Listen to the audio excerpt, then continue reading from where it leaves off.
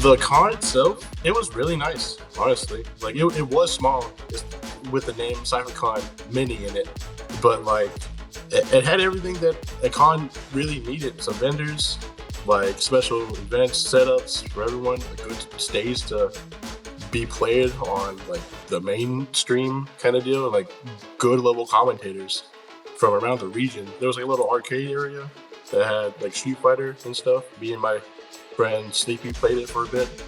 Really convenient. There was a lot of setups. I did so many money matches, but then Cyphacon had to beat me 3-0, and I got sad. That was probably the worst part of the whole trip. But other than that, it was really nice. I got to play against a lot of good players like Larry Lair, Cosmos, Yanni, and again Cyphacon.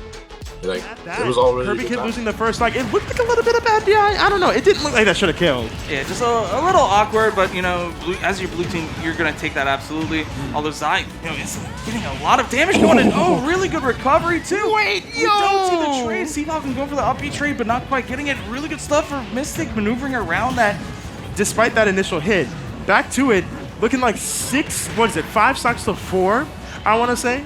Green team favor. Oh my gosh, the back air keeping Cyphacon off, but really good stuff for Zai. Love that up air to save Cyphacon. Knows Zai has enough gas in the tank to make it back, but it just takes one good hit here. Tries to set it up. Tries to go for the downer again for the 2-frame. Won't get it. Jab won't kill just yet, but it resets the situation. How's K-Rool going to get back to the ledge? Not going to connect that forward air. We're going to see the up B hit. Cyphacon on the ledge. We're going to see the back door of the stage control. Has to swap to Pyro Mithra and walk back. Oh no, but not having enough power with that up B spike. Kirby Kid living just long enough.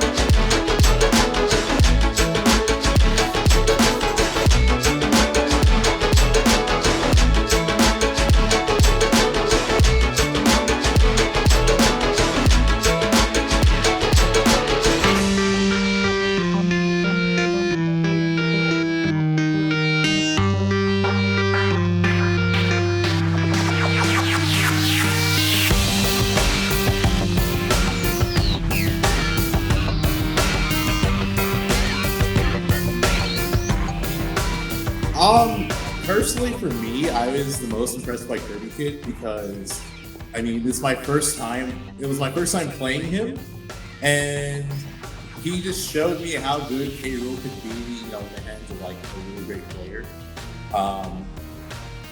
That being said, I don't think K-Rool's that good, so I'm really hoping he plays a better character because I think he's really, really good. And I definitely think he's held back on his character. But who knows? Maybe he'll prove me wrong, and he'll start like beating even greater players with K-Rool. But yeah, I really hope he's playing it. Red team taking full advantage. Big respect to that option, but look at what it's done to you as well. Put you back on the ledge, trying to reset onto the, trying to reset off the ledge as well. Ooh, check your DI. Where are you going? Yeah, getting hit from the up there right into the K-Rool forward tilt. Definitely going to do a lot of damage when the... Nice. Great stuff to get the kill off of the Byleth right there. Byleth coming right down and swinging immediately. SCB is absolutely fearless, doesn't even waste time to get back onto the stage. Yeah, unfortunately, grabbing the wrong direction is Kirby Kid. Not going to be able to get a conversion and getting sent off stage and almost dying to the up and SCB going a little too deep. And that's going to spell the end of SCB's stock early, although Sim is doing a really good job stock tanking right now. But a team kill. Trying to do his little sneaky little, back throw type deal with the command grab instead of a regular throw. Trying to do a little cheese, Yeah. But it also works out better because you have the cannon coming out first, so it covers the option in front of him, and then he can get the command grab behind him. Oh, that's a little bad for Green Team. Kirby Kid has a lot of work to do if he wants to bring back this 2v1.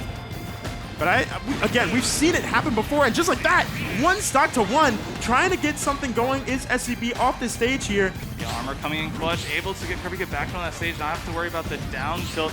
SCB just holding the stage controls, just ready to parry these projectiles anytime they come. But slowing it down, knows he doesn't need to pressure too hard. But Kirby Kid slowly but surely bringing back this lead. Love this from him too. Making sure that you play it as patiently as possible. But SCB finding the spacing that was really good for him. Oh, here we go. Here we go. Play a mini game. Gets See a through. good mash, but see a dash that Oh don't my shield. God! Oh my gosh, that's such a great option.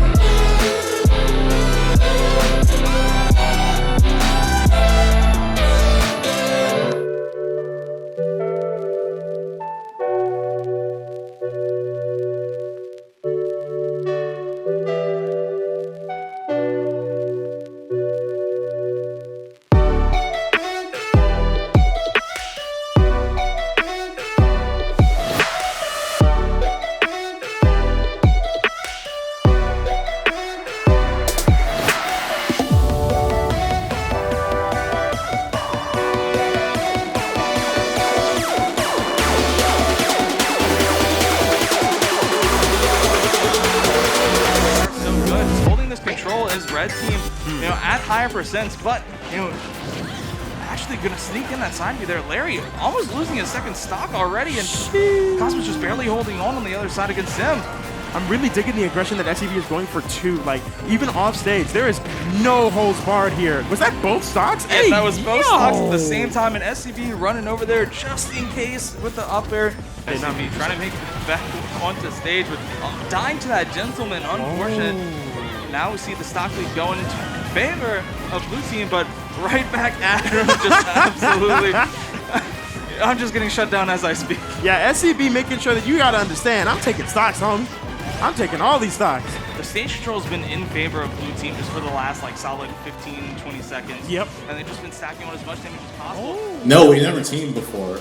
And yeah, it's funny because I came in not expecting how well it would work, because typically sometimes you have a teammate that you work incredibly well with, and then sometimes you don't. And for me personally too, I like to play with particular characters, and Cosmos doesn't use any of those characters, so I was definitely just I didn't know how it would go. But yeah, it went well. I felt like at first Cosmos didn't know which character to use. Like, he was cycling between Forehand, Inkling, and Pirate Mithra, and then eventually it's like, okay, well, Pirate Mithra seems to work best, because it's also his best character. This makes the most sense. And the character I use, Wolf, I think he meshes well with a lot of characters. So I kind of just sat back, let Cosmos take control, and then I was just there to follow up or just help him out in situations where he needed help. And it worked really well because we ended up winning.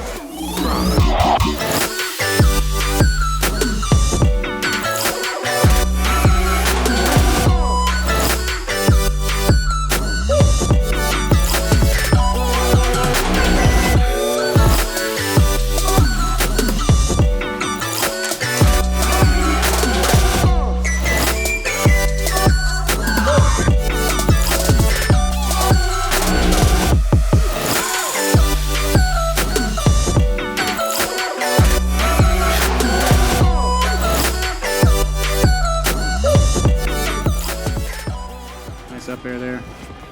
Having the options. Like Yanni was trying to cross up his shield with the back air, but Sim so quick to just stuff out his approaches. Not going to quite take that stock. Nice. Oh, that was such a sick combo. Okay, fills him away. Yanni gets a lot of utilization off anvil sometimes, but the issue is, just look at his resources right now. He's only got half of his resource meter filled up. Danger zone.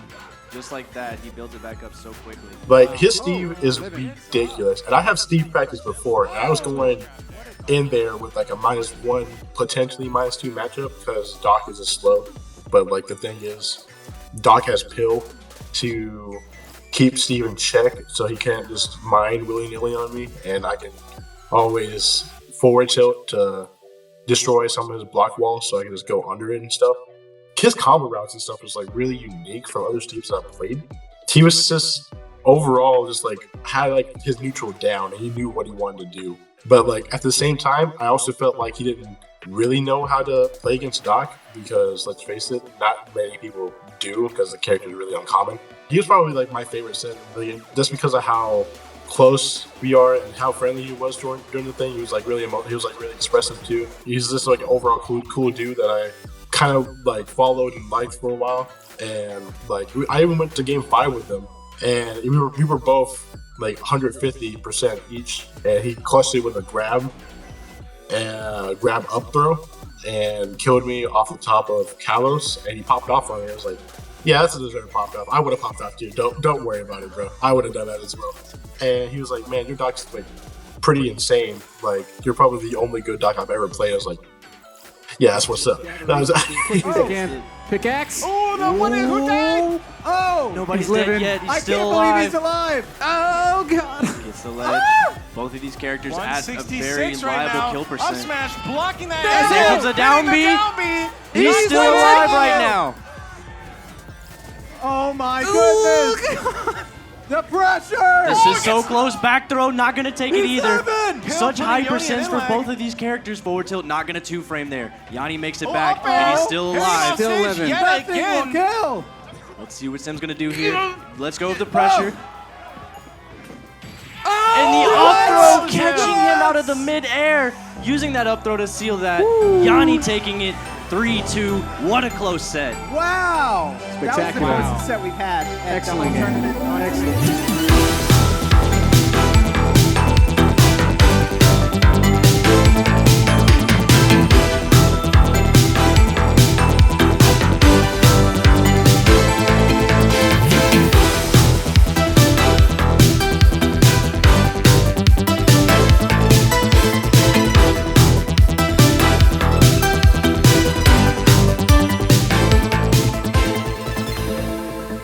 So I lost early in bracket. I lost to Jama.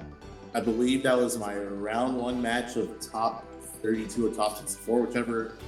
Whatever the poll count was. I lost round 1, and then I had to make a losers run. I got all the way to loser semis, and I played Cosmos, which I mean, again, we played a lot, and he 3-0'd me, which I mean, I was definitely bummed about because the last time we played it was a lot closer, but it definitely felt like he was more prepared for a lot of situations. I feel like versus him, one of the things he's really good at is he just feels very evasive in neutral. I mean, because Mithra is a very fast character, and I also think that because he played Inkling in the beginning of Ultimate, it kind of gave him that slipperiness because Inkling is well known for just being an evasive character because of how he dashes and like that. And it feels like he transferred that over to Pirate Mithra.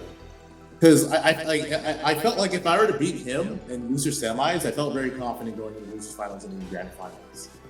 And yeah, I mean, I wasn't able to do it, so my run ended up. Tech follow up right there. So you see him constantly dabbing out of that disadvantage. It's just a little bit quicker than Brawlers, and that's why you keep seeing it. Yeah, right now Cosmos is running away with this lead that he has. All he needs to do is be able to take the stock and we'll be moving on. Wow, and the foresight into down tilt, up smash right there. Switching on over to Pyra, looking to close out the stock here. Got him at 103.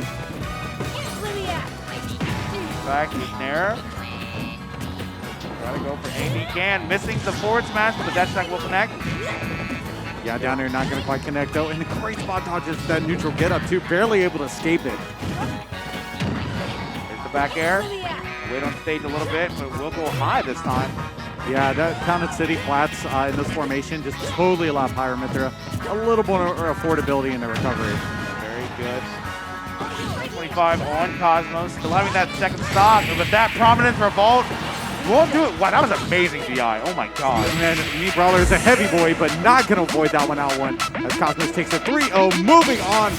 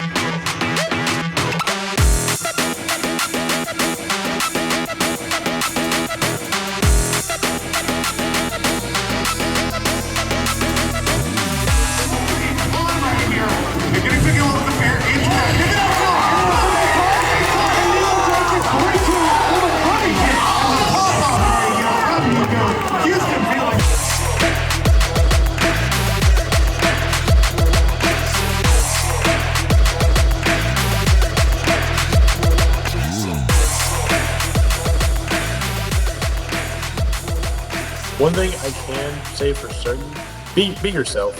Like, of course, don't make like people around you like awkward and stuff. Just do your best at the video game. Don't beat yourself up for it just because you lost a set or something. There's no reason. The one thing I would like say for certain is just like enjoy the game for what it is. Don't get mad at the video game. Don't get mad at yourself for losing at a video game. At its core, it's supposed to be fun, stress reliever, whatever else, just some form of entertainment and enjoyment that you should always keep it that way. It shouldn't be something stressful or making you want to rip your hair out, because that's not what it was designed for. Yeah, I just love seeing, there it is. That's what I was talking about before. Yeah, there it is. So, that is a toxic it's spicy to see for sure. But hey, nice little confirm right there. And Cosmos looking to take another game. Yeah. But one thing I noticed for this set actually in particular is that Cosmos is pressuring Yoni so much to where he can't mine. Yeah. Like, you saw the lack of resources that last game. It's just impressive to see like all this pressure that he is putting on Yoni. Without material. Yeah, he just really has no room. And that's the thing I would really like to see Yanni just trying to push back a little bit more, but he's trying to sit back in that pocket, and Cosmos is saying, no, man, there's no room for you here. Great answer back, though, with that back air here. Trying to make a stone tools right now. Very, very good grip with that glide. Gonna mine the side of the stage, and I think Cosmos is really optimistic about trying to hit him with that down tilt. Yeah, absolutely. And you can stall it long enough where you can re-grab ledge and get the invincibility frames. So that's why he continues to do that there. Throws the blazing in, but is going to get caught with the throw. And he is off stage right here. Back right there, going to get the gold tools coming out. Missed the grab, the forward smash will miss too. The up air won't kill him just yet. Yeah, coming on down with the anvil. Picks him up with the back air, closes it out. And Yoni holding on to a final stock right here. Yeah, I'm gonna need to be able to get to that crafting table to make diamond, or let's get the stock there. Never mind. And a little bit of a tough recovery for him. Great tech right there, though. Looked to close it out, but not quite yet. Oh, there it is. Not just yet. But remember, he only has that diamond, but is able to get back to the crafting table. Yeah, he's just got to get to that crafting table, call it back. So I think that local events are very important to esports, to, just like big events in general, because grassroots tournaments, I feel like, especially for Smash, they kind of built the scene to what they are now. So if there weren't any local events, there wouldn't be, or Smash wouldn't be as big as it is now.